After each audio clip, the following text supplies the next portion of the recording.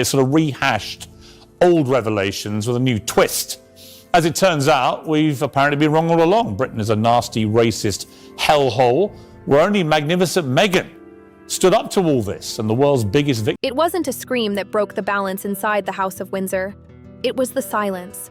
Heavy, sudden, suffocating. For 6 non-stop years, noise poured out of Montecito like clockwork. Interviews, streaming specials, glossy covers, perfectly timed confessions. Every move felt engineered to echo from California mansions straight into London stone. Then it stopped, completely. No podcast clips, no teaser quotes, no dramatic rollout. In a media world addicted to constant motion, the disappearance hit harder than any headline. Meghan Markle, once glued to front pages and algorithms, vanished without warning. No explanation, no farewell, just a vacuum stretching across the Atlantic, right up to the reinforced doors of St. James's Palace. And inside those doors, the response wasn't public. It wasn't emotional. It was procedural. No press release hit the wires. No statement leaked, sources say. Instead, a dossier moved quietly across a rosewood desk. Confidential. Dense. Final. It landed in the hands of Princess Anne, the monarchy's unshakable constant. What began as routine oversight had hardened into something else entirely, a verdict in motion. London felt tense that week. Commentators whispered about storms coming, but they missed the truth. The storm had already passed. This wasn't chaos, it was cleanup. While headlines obsessed over what Meghan might say next, a different question crept through Fleet Street and diplomatic corridors, spoken low and careful. What had Anne already found? Princess Anne never played the public game. No interviews, no emotional signaling. She tracked timelines, patterns, gaps. In the cold, controlled corridors of British power, duty doesn't shout. It moves quietly, and when it moves, it doesn't miss. The palace's silence wasn't retreat. It was positioning. While Montecito stayed loud, St. James's prepared something far more precise. The trigger wasn't random. It came after Meghan's final media appearance, when she hinted at documents capable of causing international outrage if released. That line didn't spark panic. It triggered protocol. Insiders later called it the Onyx protocol. Not drama, not retaliation. Containment. Legal advisors were summoned. Digital analysts pulled from overseas posts. A command structure formed, reporting directly to Anne. Every data trail tied to the Sussex years was reopened and re-examined. What stood out first wasn't what appeared, but what didn't. Missing travel logs, skipped security steps, meetings with no paper trail, dates from late 2017 that suddenly mattered. American PR firms surfaced in records months before the engagement announcement. Payments once buried in celebrity income now lined up neatly with media moments that were never as organic as claimed. This wasn't chaos. It was coordination. By the third executive summary, Anne didn't raise her voice. She underlined a passage, closed the folder, and said 5 words her inner circle understood immediately. Prepare the enclosure. No leaks, no spectacle, just a system closing in, quietly, permanently. The royal family didn't fight with statements. They cut oxygen, quietly, methodically. One by one, invisible protections around the Sussex operation were withdrawn. Courtesy travel privileges disappeared. Informal security briefings ended. Private diplomatic access closed. Commercial partners sensed the shift and stepped back fast. Even longtime media allies stopped returning calls. In Montecito, the change was instant and chilling. The noise dried up. No leaks to respond to, no critics to spar with. The Duchess, once rehearsing defiant sound bites from behind floor-to-ceiling glass, faced something far worse than backlash. Silence. Total. Unblinking. Inside Kensington Palace, Princess Anne approved the final step. Courtiers later called it a notice of intent. It wasn't public. It didn't need to be. According to insiders, it was brief and conditional. Continue the media campaign, and previously sealed material would be reconsidered for release. At the center of that warning sat the 2018 Workplace Conduct Review. Early financial audits and travel records now cross-checked against meetings that had never been disclosed. The message was simple. Escalation would come with consequences. This wasn't PR. This was containment. Prince Harry went into court confidently. He's been preparing for years and was ready for a fight. While tabloids chased surface drama, Anne's team worked a deeper layer, not headlines. Data, metadata, timelines. The focus shifted backward to a year most had stopped questioning. 2017. Before gowns, before vows, before balconies. When Meghan Markle was still an American actress entering royal orbit, the period looked celebratory on the surface. Underneath, analysts began finding cracks that now read like early alarms. Standard vetting steps had been shortened or skipped. Background reviews, security clearance extensions. Due diligence normally treated as untouchable. Former aides later admitted in confidential records that concerns were brushed aside to avoid appearing difficult during a sensitive courtship. As the review deepened, the pattern sharpened. Travel inconsistencies, customs anomalies, meetings with unidentified contacts that never made official logs. Several individuals were later linked to US-based branding and publicity firms. These weren't casual introductions. They were planned strategy sessions. Then came the money. Not large sums. Small, frequent transactions. Enough to stay under the radar. Shell entities. Anonymous LLCs. Cross-border transfers. When assembled, they told a story that couldn't be ignored. This transition may not have been spontaneous. It may have been structured. Draft proposals from media production companies dated late 2017 sealed it. Concepts outlining future series about an American outsider navigating the monarchy. Not post-exit ideas, pre-wedding drafts. One aide said Anne didn't shout. She didn't posture. She went still. The realization reframed everything. Interviews once seen as emotional releases now looked scheduled. Partnerships looked prearranged. Narratives doubled as armor, deflecting scrutiny before it could land. Princess Anne wasn't reacting anymore. She was acting. The evidence didn't suggest chaos. It suggested planning, not malice. Method. She moved without spectacle. Confidential memos went out to senior staff and constitutional legal advisors, requesting an accelerated review of the 1917 letters patent, the very framework that governs royal titles and privileges. This was no longer a philosophical debate. It was a legal one. Had the system been accessed under false assumptions, and if so, could that access be lawfully reversed? At the same time, pressure inside Montecito intensified. Those close to the Sussex household described a visible shift. Confidence gave way to agitation. Calls to advisors became urgent. Old digital trails were quietly erased. Harry, less involved in strategy, grew fixated on what he believed was a deliberate freeze-out from London. But the silence wasn't personal. It was operational. The palace had chosen containment over confrontation. No rebuttals, no counter-narratives. The groundwork wasn't being laid for a reaction, but for permanence. The investigation made one thing clear. This wasn't a breakdown caused by miscommunication or hostile media. The collapse had been engineered into the structure itself. Each disclosure, each leak, each carefully timed revelation had served two purposes: eroding institutional credibility while reinforcing a separate, monetizable identity. It wasn't chaos, it was refinement. As Princess Anne reviewed the final intelligence brief, she asked a single question. If this were any other organization, what would the response be? The answer was immediate. End the arrangement. Lock down resources. Close exits. Anne didn't debate it. She reached for her pen. What followed didn't look like punishment. It looked like absence. In Montecito, what began as a lull turned suffocating. Calls went unanswered. Publicists stopped engaging.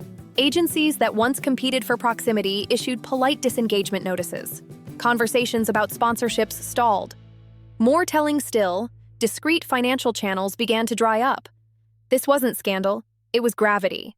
Across the ocean, Phase 2 was underway, not to humiliate, but to isolate. London wasn't waiting for Meghan Markle to speak. It was waiting for her to realize she no longer had an audience. Platforms that once featured Meghan Markle prominently began delaying responses. Editors hesitated. Invitations thinned. Industry allies cited timing issues. So here's what happened. He lost a legal challenge that he mounted over the British government's decision to downgrade his security. Netflix, already under investor scrutiny, quietly reassessed its Sussex-related projects after receiving a restricted dossier outlining conflicts between planned content and protected royal timelines. The signal was unmistakable. Narrative immunity was over. Inside the California estate, momentum slowed to a crawl. Brand calls faded. Production planning stalled. Political networking lost traction. What once felt like expansion now felt like disconnection. Sources described Meghan as tense but defiant. She believed the silence was temporary, that London would eventually respond. Her answer was escalation. Drafts circulated. A second memoir outline took shape. The strategy was simple: force engagement, drag the monarchy back into reaction mode. But London was already there. Every escalation had been mapped in advance. Branding filings, production schedules, even travel arrangements tied to upcoming appearances were tracked. Not surveillance, administration. This wasn't about watching people. It was about watching systems. And the system was closing. For years, Meghan played the optics game. Visibility, emotion, narrative control. Princess Anne chose a different battlefield: infrastructure. Quietly and irreversibly, the scaffolding holding Meghan's public image began to weaken. Not with scandal, but with withdrawal. And it wasn't just professional pressure that cracked the story. It was Harry. For 6 years, he had been the shield. The loyal husband shaped by loss, driven to rewrite the trauma of 1997. But in the silence, a different reality began forming. One not announced, but whispered behind closed doors. Somewhere in London, a parcel was prepared. No markings. Secure. Hand-delivered through channels known only to senior officials. It arrived at a California address without explanation. Inside were transcripts, emails, and redacted summaries tied to the 2018 Internal Palace Review. The message didn't need spelling out. We know. And now so do you. Harry read them alone. No confrontation followed. No shouting. But something shifted. His movement slowed. His certainty dimmed. The man who once saw Meghan as his rescuer began to notice shadows he had ignored. He checked timestamps, replayed conversations, realized some moments weren't memories, but records. The fracture didn't announce itself. It appeared in silence. Friends noticed his public loyalty stayed firm, but privately, the reflex to defend weakened. He spent long hours alone, walked the garden without speaking, stared at the ocean, declined meetings. And most telling of all, he stopped saying they were doing the right thing. Meghan felt it immediately. Her response was urgency. New interview pitches, aggressive legal options, surprise litigation in UK courts, anything to force engagement and recast the silence as persecution. But the silence wasn't coming from London anymore. It was coming from inside their home. Anne's strategy had crossed a line, from political to psychological. Classic containment. Remove friction, starve the narrative, let pressure turn inward. When the noise disappears, doubt fills the space. Back in London, preparation continued. Legal advisors drafted modernization proposals. Parliament hadn't been fully briefed, but early discussions were underway. Titles, inheritance structures, Counselor of State eligibility. Everything was under review. Anne wasn't planning an attack. She was planning a separation. She understood timing. Action wouldn't come after another outburst. It would come after total silence. The monarchy had endured wars and scandals before. This wasn't loud. It was surgical. Misinformation unwound not through exposure, but through irrelevance. Meghan's power had always relied on attention. Anne removed the oxygen. The roots of this reckoning traced back years earlier, to a quiet summer afternoon in 2022 at Balmoral Castle, one of the final private audiences of Queen Elizabeth II. Only 2 were present, the Queen and her daughter. What was said has never been fully revealed, but senior courtiers confirm that moment changed everything. The Queen, frail but clear-minded, gestured toward a sealed folder and spoke plainly. "Use this to protect the crown, not us." That file, later known internally as the Sovereign's envelope, contained early risk assessments. Not just staff complaints, deeper concerns, influence patterns, financial inconsistencies, vetting gaps once smoothed over for harmony, now impossible to ignore. The Queen understood the threat was no longer personal, it was structural, and she trusted only one person to act without hesitation. It happened a few weeks ago, earlier this month, here at our cottage. At the time, there was restraint. Now, there was none. When the pressure first built, hesitation ruled the palace. Charles, newly elevated as Prince of Wales, favored patience. William pushed for stability and public duty over family fracture. Even Queen Elizabeth II, in her final months, resisted escalation. But the toll was visible. Courtiers recalled that Sussex-related briefings were the only moments her composure visibly softened. Not anger. Fatigue. She didn't want a family war, yet she understood the danger of inaction. By standing still, the institution was slowly being hollowed out. That realization became the engine behind Princess Anne's relentlessness. After the Queen's passing, Anne moved fast and quietly. A shadow legal task force formed behind palace walls. Constitutional historians, privacy law specialists, security veterans. Their mandate was narrow and severe. Prepare for full legal separation of the Duke and Duchess of Sussex while preserving royal credibility, national dignity, and Commonwealth unity. Internally, the initiative carried a single code name, Crownstone.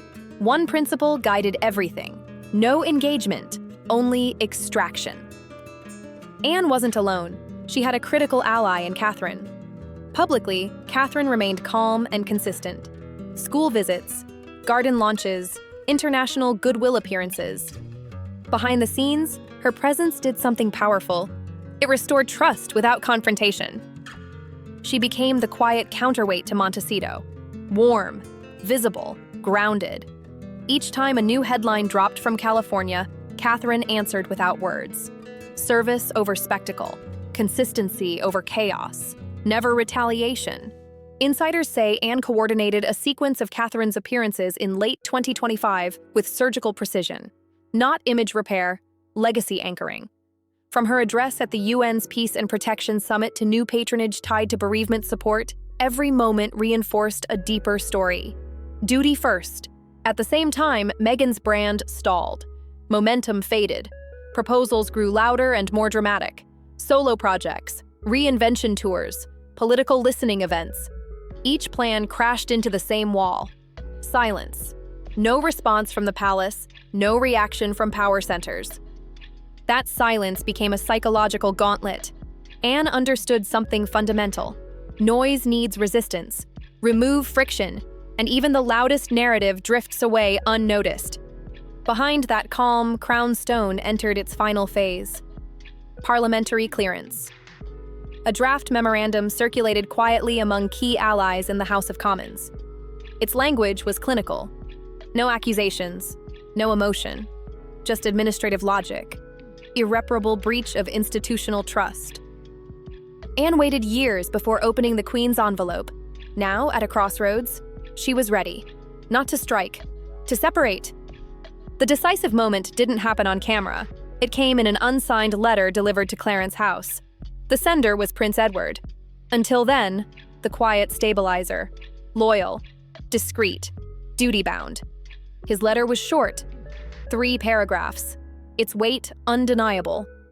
He expressed sorrow over the family rupture, then stated plainly that institutional integrity must outweigh personal compassion. He concluded with a single line that ended debate. Full severance is not only justified, it is overdue. Within hours, the letter reached Princess Anne. Then it was passed silently to King Charles III. And just like that, everything shifted. On the surface, nothing changed. No announcement, no visible disruption. But inside the royal system, the final barrier had fallen. The last voice arguing for reconciliation was gone. With it, the final obstacle to Crownstone activation disappeared. This wasn't vengeance. It was process. Within days, the machinery moved. The Privy Council was quietly notified. Details stayed sealed, but constitutional advisors confirmed a significant adjustment was entering formal review. Members of Parliament's Constitutional Committee were briefed carefully. The framing was deliberate, not punishment, reform, modernization in response to international residency and conflicts of interest. The Church of England was informed as well, given its ceremonial role in validating councillors of state and royal legitimacy. Every step followed protocol, calm, precise, final. In Montecito, the shift felt different, less official, more immediate. The Sussex media operation began shrinking. Contracts expired and weren't renewed. Podcast production stopped. Most critically, diplomatic courtesy access once coordinated through British embassies vanished overnight. Flights that once passed through VYP channels now required standard checks. Invitations from cultural and philanthropic groups thinned out. A planned keynote for an international women's summit was quietly postponed, cited internally as reputational realignment. The air was changing. Something finally shifted inside Prince Harry. Loyalty had clouded his judgment for months, but the silence stopped feeling cruel and started feeling deliberate. When an unofficial copy of Prince Edward's letter reached him, clarity hit hard. He asked questions. He saw timelines. He understood the silence wasn't punishment. It was closure. When he confronted Meghan Markle, there were no accusations, only realization. The fight wasn't about loyalty anymore. It was about identity. Harry didn't announce anything. He didn't explain himself. He simply went quiet. No statements, no defenses, no resistance. And in royal terms, that was final. Back in London, Princess Anne sealed the file. Parliament moved forward without spectacle. One clause erased constitutional proximity. No scandal, no drama, just procedure. Meghan's final pivots collapsed under silence. Investors stepped back, partners disengaged, attention vanished. Not anger, indifference. The monarchy didn't feud, it deleted. Silence wasn't weakness, it was power. If you stayed till the end, subscribe now. More deep dives are coming, and this story isn't finished yet.